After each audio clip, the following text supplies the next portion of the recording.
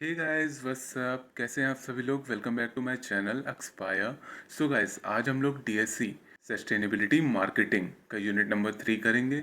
So guys, बहुत ज़्यादा easy सा यूनिट है, बहुत जल्दी से हम लोग इसे ख़त्म कर देंगे, ठीक है। सो इस यूनिट में हम consumer behaviour and sustainability marketing के बारे में हम पढ़ेंगे। सो गाइस, बिना किसी टाइम वेस्टिंग के वीडियो को स्टार्ट करते हैं। पहला हमारा टॉपिक है अनसस्टेनेबल लाइफस्टाइल। देखते हैं इसमें क्या है। इसकी definition: lifestyle that involves over consumption of resources, generate excessive waste and negatively impact environmental and social system. So जो हमारी लाइफस्टाइल होती है, जब उसमें ओवर कंज्यूम्शन ऑफ रिसोर्सेज मतलब बहुत ज़्यादा कंज्यूम्शन में हम रिसोर्सेज का यूज़ करने लगते हैं, जिससे कि बहुत ज़्यादा एक्सेसिव वेस्ट जनरेट होता है। मतलब कि हम बहुत ज़्यादा जंक फूड खा रहे हैं, हम बहुत सारी चीज़ों का यूज़ कर रहे हैं और उससे हम बहुत सारा वेस्ट क्रिएट कर रहे हैं। वो वेस्ट हमारे इन्वायरमेंट के लिए नेगेटिव इम्पैक्ट बन रहा है और ऑल्सो हमारे सोशल सिस्टम के लिए भी नेगेटिव इम्पैक्ट दे रहा है। जैसे कि मैं एग्जांपल देता हूँ, अगर एक जगह पे एक कार से 4 लोग जा सकते हैं, ठीक है, बट सब लोग अपनी अपनी कार से जा रहे हैं, तो यहाँ पे ओवर कंज्यूम्शन ऑफ रिसोर्सेस हो रहा है या नहीं हो रहा है। वो अलग अलग कार में पेट्रोल का रिसोर्स यूज़ कर रहे हैं या नहीं कर रहे हैं। इससे एक्सेसिव एमिशन जनरेट हो रहा है, मतलब पोल्यूशन तो जनरेट हो ही रहा है ना उनके व्हीकल से। एक्सेसिव वेस्ट वेस्ट मतलब कि पोल्यूशन जनरेट हो रहा है और वो पोल्यूशन हमारे इन्वायरमेंट को हार्म पहुंचा रहा है। जब इन्वायरमेंट को हार्म होगा तो सोशल सिस्टम कैसे सही रहेगा। लोग भी तो बीमार पड़ेंगे ना, सोसाइटी में भी तो बीमारी आएगी ना, डिजीज आएंगी ना। तो फिर ऐसा ही है, इसी को कहते हैं अनस्टेबल लाइफस्टाइल। चलिए हम इसके कुछ एग्जांपल्स देखते हैं। पहला एग्जांपल है excessive use of plastic and disposable goods. जैसे कि हम जब बाहर ट्रैवल करते हैं तो हम प्लास्टिक की बोतल का यूज़ करते हैं ना। हम ट्रेन में ट्रैवल करते हैं, बाहर ट्रैवल करते हैं, कहीं भी जाते हैं, हम प्लास्टिक की बोतल का यूज़ करते हैं और यूज़ करने के बाद हम उस बोतल को फेंक देते हैं। उसको हम रीयूज़ नहीं करते, हम फेंक देते हैं। डिस्पोजेबल ग्लास होते हैं, डिस्पोजेबल प्लेट्स होती हैं, हम उनको खाना खाने के टाइम यूज़ करते हैं जब हम बाहर जाते हैं, बट उसके बाद उनका क्या होता है, हम उसे फेंक देते हैं। आपको पता है प्लास्टिक को गलने में बहुत ज़्यादा टाइम लगता है, वो बहुत जल्दी नहीं गलता, और अगर नहीं गलता तो वो हमारी सॉइल के लिए नुकसानदायक होता है, ठीक है। Preference for fast fashion. आज की जनरेशन में सब लोग फास्ट फैशन अपना रहे हैं। जो भी कोई, अगर मैंने किसी को देख लिया कि उसने ये पहना है तो मैं भी ये पहनूंगा, सब लोग ट्रेंड को फॉलो कर रहे हैं कि मैं भी ट्रेंडी बनूंगा, मैं भी चेंजी बनूंगा, सब कुछ मैं बनूंगा। High reliance on fossil fuels vehicle. हम बहुत ज़्यादा फॉसिल फ्यूल्स व्हीकल पे डिपेंड कर गए हैं। अगर हमें राशन लेने भी जाना है, सब्जी लेने भी जाना है ना, तब भी हमें जाना है स्कूटी में है, स्कूटी से नीचे तो कदम नहीं रखना है। तो हम इतना ज़्यादा डिपेंडेंट हो गए हैं फॉसिल फ्यूल्स पे। फोर्थ में हमारा क्या आ जाता है, over dependence on non renewable energy. Non renewable energy क्या होती है, वो एनर्जी जिसको हम दोबारा जनरेट नहीं कर सकते हैं। रिन्यूएबल सोर्स क्या होता है, सोलार एनर्जी हो जाता है, विंड एनर्जी हो जाता है, बट नॉन रिन्यूएबल में पेट्रोल, डीजल, कोल, ये सब हमारे नॉन रिन्यूएबल हैं। तो हमारा इन पे ओवर डिपेंडेंस कर जाना, मतलब बहुत ज़्यादा इन पे निर्भर कर जाना, तो ये भी एक एग्जाम्पल है। These life styles contribute to. ये लाइफस्टाइल क्या कंट्रीब्यूट करती हैं, पहला कंट्रीब्यूशन है क्लाइमेट चेंज। अगर ये सब हुआ, फॉसिल फ्यूल्स को हम बहुत ज़्यादा यूज़ करने लगे, व्हीकल्स पे हम बहुत ज़्यादा रिलाई करने लगे, तो हमारा क्लाइमेट चेंज हो जाएगा। क्योंकि हम इन्वायरमेंट का ध्यान नहीं दे रहे हैं, हम सिर्फ अपनी नीड्स का ध्यान दे रहे हैं, सिर्फ अपना देख रहे हैं, क्लाइमेट का नहीं देख रहे हैं, एनवायरनमेंट का नहीं देख रहे हैं। तो इन्वायरमेंट चेंज होगा, रिसोर्स डिप्लेशन होगा। रिसोर्स डिप्लेशन मतलब सारे रिसोर्स खत्म हो जाएंगे अर्थ पर से। वैसे भी इतने कम रिसोर्स बचे हैं, मतलब कोल बहुत ज़्यादा कम बचा है, अगर हम उसको भी ओवर डिपेंडेंस करेंगे, बहुत ज़्यादा उसे यूज़ करेंगे, तो रिसोर्स डिप्लेशन हो जाएगा, ख़त्म हो जाएगा सब कुछ। तो फिर क्या होगा, हमारी आने वाली जनरेशन बस म्यूज़ियम में जाके देखेंगी कि ये अच्छा, ये कोल का टुकड़ा होता था, ओ ये वाली बोतल पेट्रोल की होती थी, अच्छा ऐसी स्मेल है पेट्रोल की, ऐसी स्मेल है डीजल की। इस टाइप से फिर वो लोग करेंगे, उनको यूज़ करने का मौका ही नहीं मिलेगा। Pollution and ecological imbalance. अगर ये सब होगा तो पॉल्यूशन तो होगा ही और इकोलॉजिकल इम्बैलेंस भी होगा। हमें इन्वायरमेंट को और अपने इकोलॉजिकल को बैलेंस में रखना चाहिए, बट अगर हम एक्सेसिव यूज़ करेंगे व्हीकल्स का, फॉसिल फ्यूल्स का, नॉन रिन्यूएबल एनर्जी का, तो इकोलॉजिकल एंड इन्वायरमेंट इम्बैलेंस हो जाएंगे। इसका सेकंड टॉपिक देखते हैं, dimensions of sustainable consumer behaviour. Sustainable consumer behaviour includes various dimension. So ये बहुत सारे डिमेंशन को इंक्लूड करता है। पहला डिमेंशन है environmental dimension, choosing product that reduce harm to the environment. मतलब कि हमें उस प्रोडक्ट का चॉइस करना चाहिए, उस प्रोडक्ट का सिलेक्ट करना चाहिए जो कि इन्वायरमेंट के लिए हार्मफुल ना हो, बिल्कुल भी हार्मफुल ना हो। जैसे फ्रेंडली पैकिंग हो गया, ग्रीन अप्लाइंसेस हो गए, इलेक्ट्रिक स्कूटी हो गई, या फिर पीतल का गिलास हो गया, लोहे का गिलास हो गया, चांदी का गिलास हो गया, इन सब का हमें यूज़ करना चाहिए। सेकंड क्या है हमारे पास, social dimension, supporting brands that uphold human rights, fair wages and ethical practices. हमें उन ब्रांड्स का सपोर्ट करना चाहिए जो कि ह्यूमन राइट्स के सपोर्ट करते हैं, फेयर वेजेस देते हैं अपने वर्कर्स को, और उनकी ऑर्गेनाइजेशन में एथिकल प्रैक्टिसेस होती हैं, किसी चीज़ की अनफेयरनेस किसी के साथ नहीं होती। तो हमें ऐसे ब्रांड्स को सपोर्ट करना चाहिए। थर्ड है हमारे पास economic dimension, spending wisely to promote local and sustainable businesses. हमें बिल्कुल सोच समझ के खर्चा करना चाहिए to promote local and sustainable businesses. Local में जो हमारे सस्टेनेबल बिजनेसेस हैं, जो कि हमें ग्रीन प्रोडक्ट्स देते हैं, हमें उन्हीं पे खर्चा करना चाहिए उनका बिजनेस बढ़ाने के लिए और सस्टेनेबल बिजनेस बढ़ाने के लिए। फोर्थ है हमारे पास personal responsibility, making conscious choice regarding needs versus wants. हमें अपनी चॉइसेस का ध्यान रखना चाहिए, हमें हमेशा अपनी नीड्स को फुलफ़िल करना चाहिए, वांट्स को भी करना चाहिए, बट अगर वांट्स कोई अनफेयर चीज़ें या फिर नीड कोई अनफेयर चीज़ है तो हमें उसे छोड़ देना चाहिए।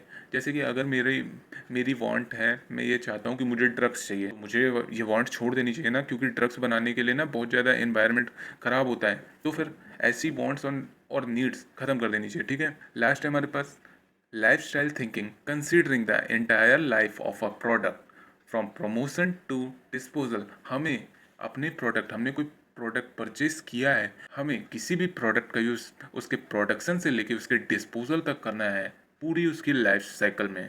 थर्ड है हमारे पास motives for adopting sustainable consumer behaviour.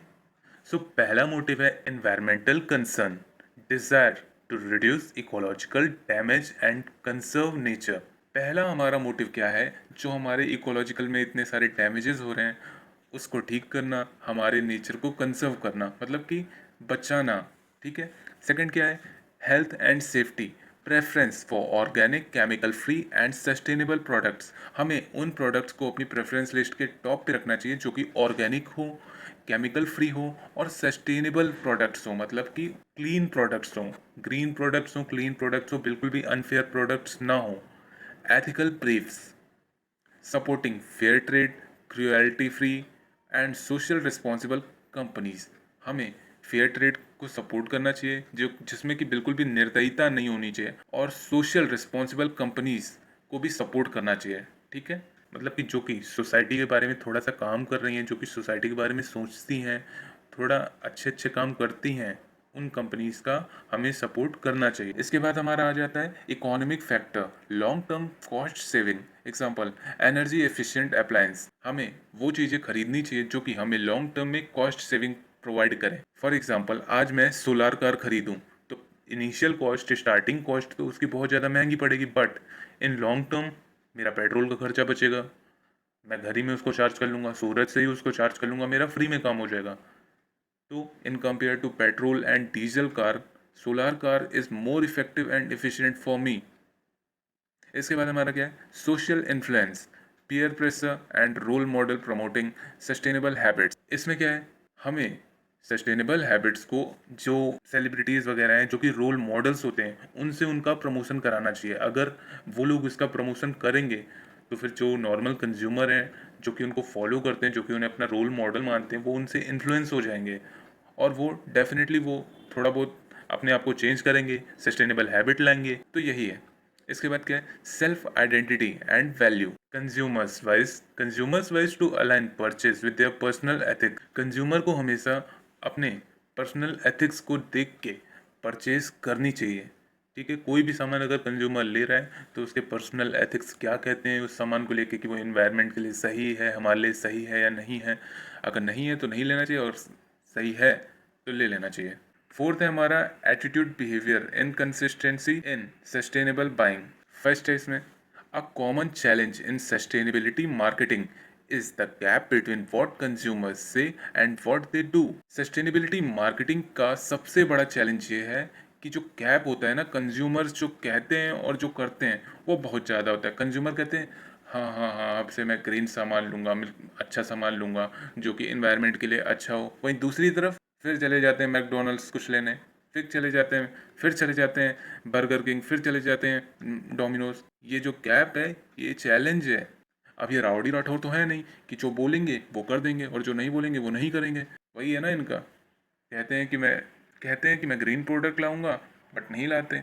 और उसी गैप को हम ग्रीन गैप भी कहते हैं, ठीक है। Consumers express concern for the environment but fail to make sustainable purchase. Consumers expression तो दे देते हैं कि एनवायरनमेंट खतरे में है, ऐसा है, कंसर्न भी दिखा देते हैं कि अब से नहीं करेंगे, अब से वो नहीं करेंगे, ये यहाँ पे ध्यान रखेंगे, वहाँ ध्यान रखेंगे, लेकिन जब बारी आती है कि सस्टेनेबल परचेज करना है तो वहाँ वो फेल कर जाते हैं। नहीं यार, कल करेंगे, कल करेंगे। इसके रीजंस क्या हैं, चलो हम रीजंस भी देख लेते हैं। Higher price of sustainable product, ये तो है, मतलब जो सस्टेनेबल प्रोडक्ट्स होते हैं उसके बहुत ज़्यादा हायर प्राइस होते हैं और ऊपर से वो प्रीमियम भी लेते हैं, तो फिर इसलिए वो अवॉइड कर देते हैं consumer. Because middle class family वाला बंदा कितना ही खर्चा कर देगा, एट द एंड उसको अपने उस पर आना ही पड़ेगा। जितनी उसकी मतलब कि जितना वो एक्सपेंस कर सकता है उतने भी उसको आना होगा, वो हवा में नहीं उड़ सकता। Lack of availability of awareness का भी वो होता है, कुछ लोग को पता ही नहीं है सस्टेनेबल परचेज क्या होती है, सस्टेनेबल प्रोडक्ट क्या होते हैं, तो हमें उनको पहले अवेयरनेस देनी होगी, सबको अवेयरनेस प्रोवाइड करनी होगी। हैबिचुअल बाइंग बिहेवियर, अब किसी की आदत ही है रोज रोज डोमिनोज जाने की, रोज बाहर का खाने का, रोज बिस्लरी पीने का, रोज गेड़ियाँ मारने का, तो हम उनका कुछ नहीं कर सकते। अब वो आदत से मजबूर है, क्या करो लेडीज, मैं हूँ आदत से मजबूर, वही वाला हाल है उन लोग का। फोर्थ में क्या आ जाता है, doubts about product claim, trust issues, इसमें भी ट्रस्ट इशूज आ जाते हैं। जैसे कि सस्टेनेबल परचेस करेंगे तो क्या ये सही चलेगा। जैसे मेरे दिमाग में भी कभी कभी आया था कि अगर मैं ईवी ले लूँगा तो क्या वो सही काम करेगी, कहीं बीच में रुक गई तो, दिक्कत आ गई तो मैं धक्का कैसे मारूंगा, चार्जिंग स्टेशन कहाँ ढूंढूंगा। इस टाइप्स के डाउट वाउट मुझे भी आते, तो वैसे ही कंज्यूमर्स के भी दिमाग में बहुत सारे डाउट्स आए होंगे प्रोडक्ट्स रिलेटेड। फिफ्थ क्या है, inconvenience compare to conventional option. जैसे अभी मैंने ईवी का एग्जांपल लिया, वो सस्टेनेबल परचेज करने में कन्वीनियंट नहीं है, जो उसके अपोजिट में उसका कन्वेंशनल ऑप्शन है जैसे कि पेट्रोल एंड डीजल कार, वो ज़्यादा कन्वेंसेबल हैं कस्टमर के लिए, क्योंकि वो पेट्रोल की बोतल को जेब में भर के ले जा सकते हैं, वो पीछे पेट्रोल का डिब्बा कैरी कर सकते हैं, पेट्रोल पंप भी इधर उधर मिल जाएंगे। बट अगर मैं ईवीज का कंपेयर करूं तो उसमें उन्हें इनकन्वीनियंस का सामना करना होगा, बिकॉज चार्जिंग स्टेशन बहुत कम है, तो उनको इनकन्वीनियंस होगा। और वो पूरा घर तो अपने साथ लेके जाएंगे नहीं कि जहाँ पे रुको वहीं पे चार्ज कर लो, ऐसा नहीं होता ना। तो इस वजह से वो कन्वेंशनल ऑप्शन को चुन लेते हैं। फिफ्थ है हमारे पास environmental consciousness, refers to a consumer's awareness, concern and knowledge about environmental issue। जो कंज्यूमर्स होते हैं उन्हें अवेयरनेस होती है, ठीक है, कंसर्न भी वो दिखाते हैं एंड नॉलेज भी होती है अबाउट एनवायरमेंट इशू, ठीक है, उनको सब कुछ पता होता है कि कहाँ क्या हो रहा है, कहाँ क्या नहीं हो रहा है। Environmentally conscious consumers are more likely to choose sustainable alternatives. जितने भी इन्वायरमेंटली कॉन्शियस कंज्यूमर्स होते हैं ना, वो कुछ भी हो जाए वो सस्टेनेबल अल्टरनेटिव ही लेंगे, चाहे महंगा हो, तुम उनका घर बेच दो, कुछ भी ले लो, लेकिन वो वही लेंगे, ठीक है। सेकंड क्या है, tend to support, sorry spelling mistake है, trend to support eco labels and certification. उनको एक ट्रेंड होता है कि मैं इको लेबल को सपोर्ट करूंगा, सर्टिफिकेशन को सपोर्ट करूंगा, इस टाइप का सपोर्ट करूंगा, इस वजह से वो इन्वायरमेंट के लिए इतना कॉन्शियस होते हैं। इसके बाद क्या है, are informed about ecological impact of their actions. उन्हें ये पता होता है कि ये जो आज वे कर रहे हैं उनका आगे क्या इम्पैक्ट होगा, इकोलॉजिकल पे क्या इम्पैक्ट पड़ेगा, इस वजह से कर रहे हैं कि आगे इकोलॉजिकल सही हो जाएगा, नेचर सही हो जाएगा, तबीयत कम खराब होगी, देश का भला होगा, अर्थ का भला होगा, सब चीज़ का भला होगा, वो सब लोग के बारे में सोच लेते हैं। Higher consciousness lead to greater acceptance of green product and practices. जो ज़्यादा ही कॉन्शियसनेस दिखा रहा है, बहुत ज़्यादा कॉन्शियस है सस्टेनेबल प्रोडक्ट को लेके, तो वहाँ पे ग्रेटर एक्सेप्टेंस हो जाती है ग्रीन प्रोडक्ट्स और प्रैक्टिसेस की, बहुत ज़्यादा उनको एक्सेप्टेंस मिलेगी, बहुत ज़्यादा उनका प्रॉफिट होगा, बहुत सारा सब कुछ हो जाएगा। और नेचर का तो बेनिफिट ही है, उसको तो बेनिफिट मिलेगा ही। सिक्स्थ है हमारे पास sustainable consumption belief, social norms, value. तो हम इसका पहला देखेंगे बिलीफ। बिलीफ में क्या है, personal conviction about the effectiveness and necessity of sustainable action. किसी इंसान को जब पर्सनली कन्विक्शन हो जाती है, पता लग जाता है कि अगर हम ये नहीं करेंगे तो फिर ये हमारे सस्टेनेबल एक्शन में इफेक्टिवनेस का रोल करेगी। जैसे कि अगर हमें विश्वास है कि हम फास्ट फैशन को लेस अमाउंट में परचेज करेंगे, उससे हमारा जो कार्बन फुटप्रिंट है वो रिड्यूस हो जाएगा। सेकंड देखते हैं सोशल नॉर्म्स, सोशल प्रेशर और expectations to behave in a sustainable manner can be descriptive. People like me are doing it, मतलब लोग मुझे पसंद करते हैं जब मैं ये काम करता हूँ सस्टेनेबल मैनर का। Injunctive norm, people expect me to do this, लोग मुझसे एक्सपेक्ट करते हैं कि मैं ये काम करूँ, सस्टेनेबल प्रोडक्ट खरीदूँ, ये करूँ। तो मतलब इसमें सब कुछ एक्सपेक्टेशन का खेल है। लोगों के लिए हम सब कुछ करेंगे। अगर लोग हमें पसंद कर रहे हैं तब हम कोई सामान खरीद ले रहे हैं। अगर लोग हमसे एक्सपेक्ट कर रहे हैं कि तुम ये खरीद लो, ये खरीद लो, तुम थोड़ा एनवायरनमेंट का ध्यान दो, तो इस टाइप से हम एक्सपेक्टेशन पे पूरा ही चलता है। ठीक है। सी क्या है हमारे पास? Value, core guiding principle that influence behavior such as altruism, care of others। हमें हमें औरों की फिक्र है, हमें वैल्यू पता है कि एनवायरनमेंट की वैल्यू, इकोलॉजी की वैल्यू क्या है, और हमें सबकी फिक्र है, इस वजह से हम ऐसा कर रहे हैं। बायोस्फेरिक वैल्यू, केयर ऑफ नेचर, हमें नेचर की बहुत ज़्यादा कदर है कि नेचर ख़त्म हो गया तो हम कहीं पे नहीं जा पाएंगे, हम ऐसे ही ख़त्म हो जाएंगे। इसके बाद क्या है? सेल्फ ट्रांसेंडेंस, स्पिरिचुअल और मॉरल इंटीग्रिटी, हमारे अंदर से भाव आ रहे हैं, हमारे अंदर मॉरल इंटीग्रिटी हमारी मॉरल इंटीग्रिटी जग रही है कि हमें सोशल, कि हमें सस्टेनेबल परचेज करना है, सस्टेनेबल मार्केटिंग करना है, सस्टेनेबली सब कुछ करना है। ठीक है। सेवेंथ में हमारा क्या चाहता है? Cases of mindful consumption and responsible consumption. Mindful consumption देखते हैं हम पहले। Consumers make informed and conscious choice about what and how they consume. इसमें बताएं, कंज्यूमर अपनी इन्फॉर्म्ड एंड कॉन्शियस चॉइस बनाते हैं कि वो क्या कंज्यूम करेंगे और उससे क्या फ़ायदा है उनको, और वो कैसे उसको कंज्यूम करेंगे। ठीक है। जैसे कि ये फोकस करता है रिड्यूस वेस्ट। कंज्यूमर जो है हमारा रिड्यूस वेस्ट पे फोकस करेगा कि कोई भी वेस्ट ना हो, हमारे कहीं से भी कुछ भी वेस्टिंग ना हो। अंडरस्टैंडिंग प्रोडक्ट ओरिजिन, प्रोडक्ट कैसे बना उसकी अंडरस्टैंडिंग होनी चाहिए। अवॉइडिंग इम्पल्सिव बाइंग, हमें बिल्कुल बल्क में भर भर के नहीं खरीद लेना है कि हम बिल्कुल बहुत सारा सामान खरीद लें। ठीक है, ऐसा नहीं होना चाहिए। एग्जांपल्स देखते हैं। Choosing reusable product over disposable, हमें हमें उन सामान को परचेज करना चाहिए जो कि रीयूजेबल हो, हम उसको बार बार यूज़ कर सकें। डिस्पोजेबल नहीं होना चाहिए। डिस्पोजेबल मतलब कि डिस्पोजेबल वाले वो ग्लास आते हैं ना 2 रुपए वाले, हमें वैसे सामान नहीं चाहिए। हमें एक लोहे का गिलास दे दो या हमें एक कांच का गिलास दे दो, हम उसको बार बार उसी में धो धो के पी लेंगे, कोई दिक्कत नहीं है। ठीक है। Reading labels for ethical sourcing, हमें पहले लेबल अच्छे से पढ़ने हैं कि वो रियली में एथिकल सोर्स है या नहीं है। लिमिटिंग अननेसेसरी परचेज, हमें अननेसेसरी परचेज पे लिमिट लगानी है, कुछ भी इधर उधर से कुछ भी नहीं खरीद लेना है। ठीक है। इसके बाद बी में हमारा क्या जाता है? Responsible consumption goes beyond individual mindfulness to include ethical, social and environmental responsibility. इसके पूरा इंडिविजुअल के माइंड पे डिपेंड करता है कि वो कैसे एथिकल, सोशल और एनवायरमेंटल रिस्पॉन्सिबिलिटी लेता है। ठीक है। इसमें क्या क्या इन्वॉल्व होता है? Supporting sustainable and local businesses, जो भी बिजनेसेस हमारे लोकल में चल रहे हैं और वो सस्टेनेबल हैं, हम उनको सपोर्ट करेंगे। ऐसा नहीं कि हमें सिर्फ एक लाइटर चाहिए और हम उसके लिए जेप्टो कर दें। नहीं, बगल में दुकान है तो क्यों हम जेप्टो करें, क्यों एमिशन फैलाएं उसके, क्यों एमिशन फैलाएं? क्योंकि वो डिलीवरी करने आएगा, पैदल तो आएगा नहीं, स्कूटी से आएगा, बाइक से आएगा, तो उससे एमिशन होगा ना, कार्बन फुटप्रिंट बनेंगे ना। तो फिर सेकंड क्या है? Participating in recycling and circular economy, मतलब जितने भी रिसाइकलिंग एक्टिविटी होती हैं कि प्लास्टिक रिसाइकल करना है, कागज़ रिसाइकल करना है, कुछ भी करना है इन, और सर्कुलर इकोनॉमी मतलब कि इकोनॉमी के अंदर ही जो भी रिसाइकलिंग वगैरह होगी उन सब में इसको पार्टिसिपेशन करना है। थर्ड क्या है? Reducing carbon footprints and promoting fair labour. Fair labour, जितना भी कार्बन फुटप्रिंट्स इंक्रीज हो रहा है तो हमारी रिस्पॉन्सिबिलिटी है कि वो कार्बन फुटप्रिंट्स को हम कम करें, और जो लेबर हैं उनके साथ हम फेयरनेस को प्रमोट करें,